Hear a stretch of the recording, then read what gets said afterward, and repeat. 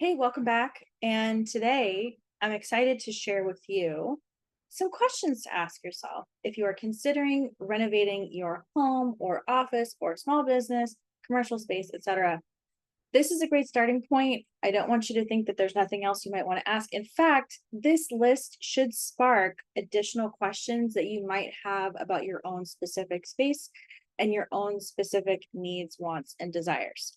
So it's a great starting point. And if you feel like, I would recommend saving this video for later or taking screenshots if that is helpful for you, maybe to print out later and make notes on. So let's dive right in. By the way, I'm Katie Titi. If you are new here, I help, there we go. I help solopreneurs who have wellness businesses, are coaching or adjacent, develop and design their space. And rather than it being a interior designer client type of role, it's more of a collaboration and personal development experience. Excuse me, rather than a traditional type of interior design experience. This is more like decor and interior design coaching for soulpreneurs. I am the founder of Soul Sanctuary, and this is all about giving life to your soul aligned healing space. So I do touch upon a number of different topics because I want to touch upon what you're most interested in. I also want to expand your mind about what's possible and give you a broader context and framework with which to work, because I know that if you are here, you like to learn and you want to just not just get a result, you want to have an experience and learn about it as well. So lifelong learners, you're in the right place. Okay, so this is, again, kind of a checklist. We'll go through it kind of piece by piece. One thing I do want to say as we start is that this is the type of thing I've been doing throughout my career. It is important to ask questions anytime we're considering moving, relocating, redesigning, flipping, whatever. And the reason is you need to have a baseline for yourself, for your family, for your colleagues, whoever might be involved in this space or even adjacent to it, right? So like, let's say you have a wellness space and it's a small commercial space in a building, but a renovation could take you away from your family for a period of time. You'll want to make sure that you kind of establish that and get feedback on it before you start, so that expectations are clear and tasks are managed and understood up front, right? So it's important to understand things from that overall context so that we can really plan and nurture those things around us and ourselves, nurture ourselves, number one.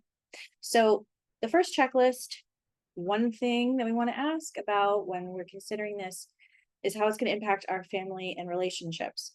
And by the way, the other note that I wanted to make, I've been doing this for many years, and these are, when I ask questions of my corporate clients, which I've done a lot in the past, we do surveys. So we ask questions, whether it's, you're doing a big corporate renovation or whether you're doing something in your home, it all matters. Questions, these kind of questions are ones that I've asked in different ways over the years, and they can effectively help you plan and get feedback. So as we go through these, I would recommend maybe printing them out or having some sort of like Adobe thing where you can mark up, put 1 through 5, so you can get feedback from yourself, colleagues that you might be involving, any family members. And also, even though they can't mark up your page, consider your pet friends as well, right? Maybe mark it up for them and consider their needs, of course. So family and relationships. How could this potentially impact my family and relationships? So question number 1, how does the current space support or stress family relationships? Again, that's going to be important.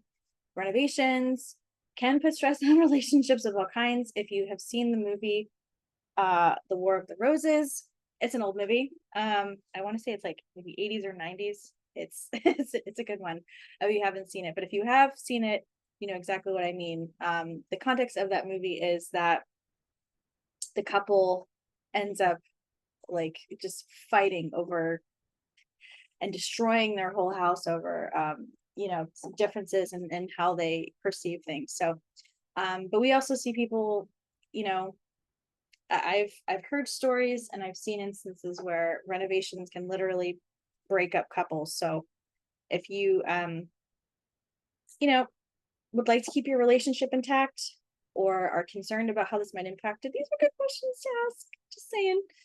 Um, Another question would be, do we have enough private areas and shared gathering areas? Again, public versus private areas, right? So it'd be like uh bathrooms. It might be treatment areas, right? Versus waiting rooms, shared areas. Are there safety or accessibility concerns for kids, elders, or visitors? Consider who is allowed in the space, right? Demographically, like, is it a kid free space or is it a, what exactly is occurring in the space? And, for the people who are occupying it, are there any safety or accessibility concerns? If it's relocated, how will it affect school work proximity, friendships, or extended family ties? Again, moving is going to take time, effort, and energy. Rezoning space is going to take time, effort, and energy. How is this going to impact our relationships? And then also, how long is it going to take us away from those relationships? And planning for that, expecting a few months, a few weeks, right? Working professional needs. So a good question here is, do I or we need dedicated space for remote work, creative work, or business? Of course you do. If you're here, you're probably, again, you're maybe not 100%, but most people who are here because they're wellness in wellness business or coaching. So clearly you have that prerogative. Would renovating support these needs, or is a new location better suited? Yep, great question. This is especially important if you're considering moving from, and this can go both ways. If you're considering moving from a home office to a commercial space or vice versa. I mean, we've seen the opposite too, especially when people say, oh, you know what, I actually rather be close to home. Let's renovate and create an addition to a home office instead so I can be closer to the kids or closer to this, that, whatever. So it actually goes both ways. It's not just like, oh, the space is too small at home, I need to go to a commercial location. Sometimes you actually end up bringing it back. So this is why we ask these questions, right? You might have 5 acres of land and plenty of room to do an addition or even a whole new building to support an office functionality or some retreat space or wellness space, right? You might have that.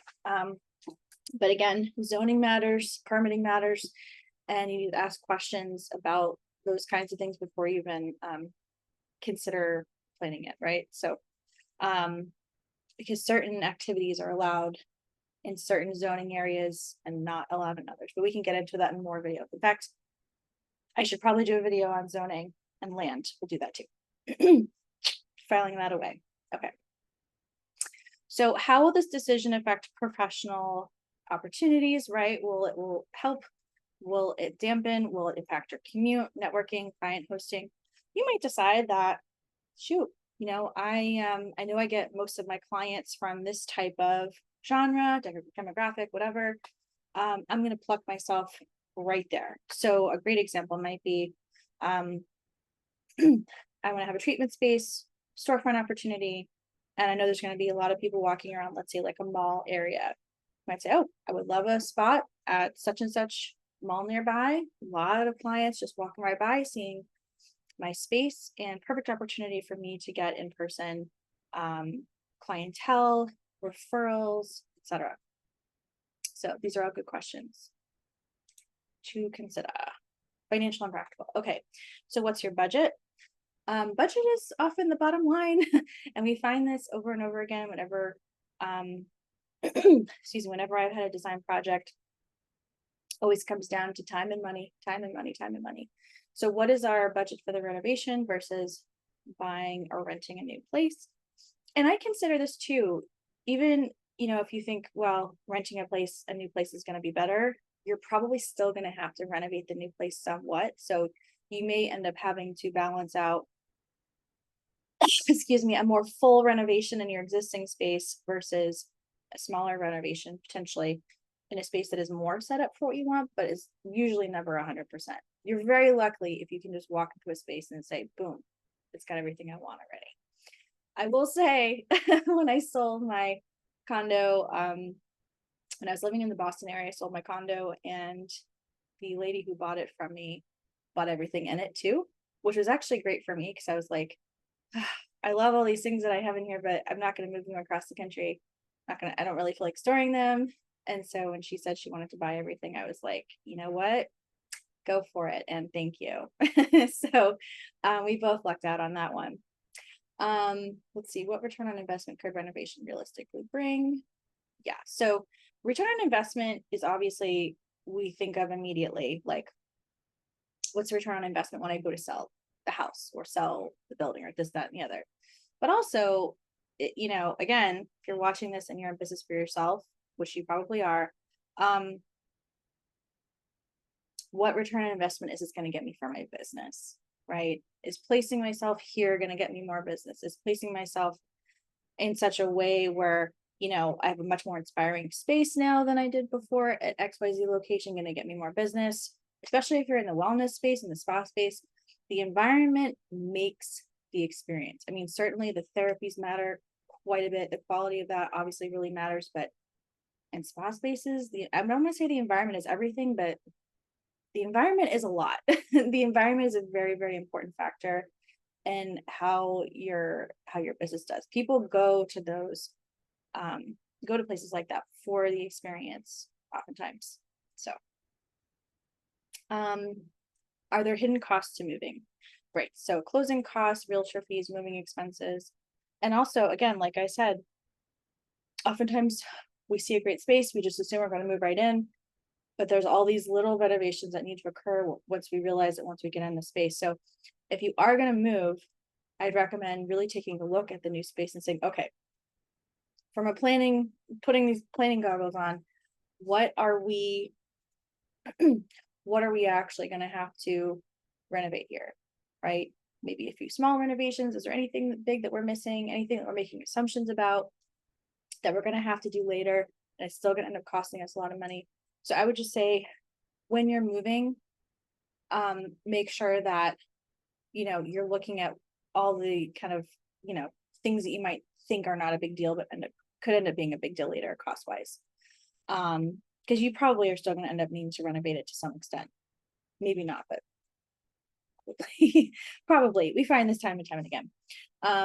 Things to consider, again, permits, scope creep, time delays. Scope creep is like when you think you're going to do one thing one way and you end up adding to it, and it brings your costs up. It brings your deadline farther out. So you want to keep an eye on that if you're renovating. Do you have the time, energy, and bandwidth for a renovation project? This is great. This is a great question. So, for example, a good question to ask might be to ask this in general, but if you are embarking on, other big changes in life, right? You may, for example, be saying, okay, well, you know what? I am looking to get pregnant, or maybe you already are. Is this a great time? Is this going to stress me out? Is it going to pose a safety issue? Or maybe it's fine. Maybe it's fine and it's baked into your plans, but everyone's different. Everyone's needs are different, and people might have more support than others, right? You might have like a whole team of people who are like, yeah, let's go, let's do this. Or you might be on your own and it might be too much to do all at once. So really consider if you have the time, energy, and bandwidth for a renovation project. And if you don't, but you really, really want to do it, then, it's time to get resourceful and say, okay, you know what? I don't have the time, energy, and bandwidth for a renovation project right now, but could I get some support with this? Is it possible? Right? These are great questions to ask. Community and environment.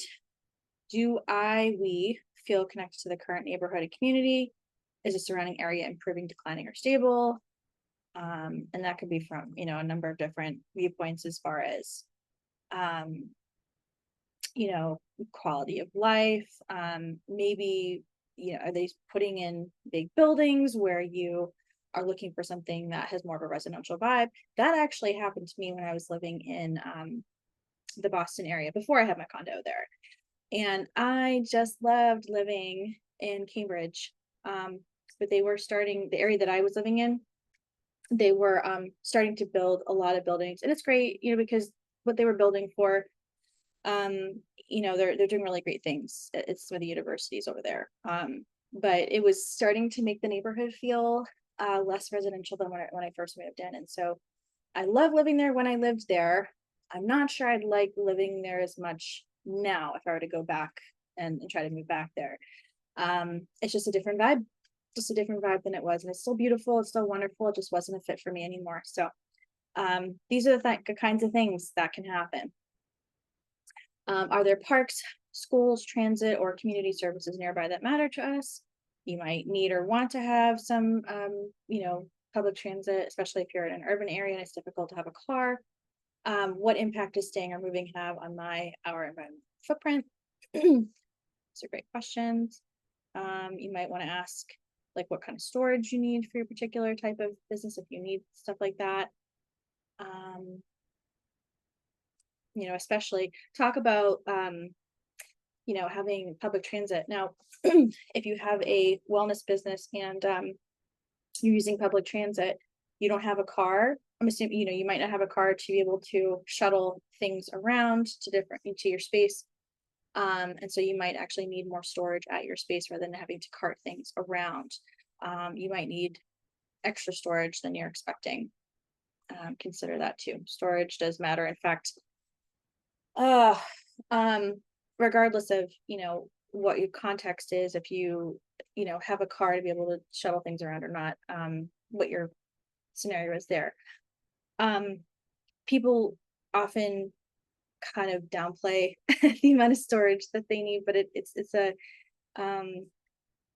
unsung hero in the land of interior design. It can just save you on so many levels. I currently live in a cottage, which I love. I have a shed, which is great because I have items that would be difficult to fit in my space. And frankly, even if I could figure that out, it would just be clutter. And so storage really can save the day. Make sure we ask questions about that too. What impact does staying or moving have on my or our environmental footprint? That's a good question, especially if you're considering, again, possibly working more from home or working from home permanently rather than being in a separate building.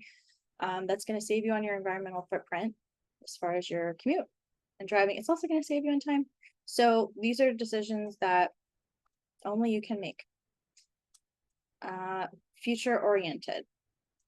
Will this space still work for me or us in 5 or 10 years? And does it even matter, right? Are you planning for 1 year, 2 year, 5 years, 10 years? Think about that and then ask that question. And then what's your dream vision for how you want to live? And which option, renovate or move, gets you closer to that? And what gets you excited? Are you just over what you're doing right now, completely over it? Like, renovation wouldn't make a real dent for you. Really think about that, right? Because if you're going to dive into a renovation of your space and then you're still not enthralled, that is such a letdown. Because not only are you still not as inspired as you could be in a different space, but also you've spent all that time, effort, and energy to try to get it to a certain place, and it's just not there. And now you feel like you've wasted time. So definitely check in with yourself on that. And then the last question is, am I motivated by short-term fixes or long-term alignment? And that's going to depend on your business model. So that's a good question. So again, this is not an all-inclusive list of all the things you need to ask yourself, but it's a great starting point. And I hope it inspires you to ask those questions of yourself, of your colleagues, of your family, of anyone impacted by potential changes. And then consider what additional questions it's sparking for you, right? And oftentimes there are questions that are actually difficult to even answer on your own, which is why a lot of people choose to work with someone to get to the bottom of these types of questions. And it's why people like me exist. So if you do need help answering some of these questions or getting a framework or figuring out your next steps, let me know. I'd be happy to help with you if it's in alignment. All right, let's wrap with this quote by Steve Jobs. Design is not just what it looks like and feels like. Design is how it works. Yes, so we talk a lot about form and function and design, and they both matter. They have to go hand in hand. It can't just be beautiful, it has to function. It can't just function, it has to be beautiful. This, they're intertwined. So, all right.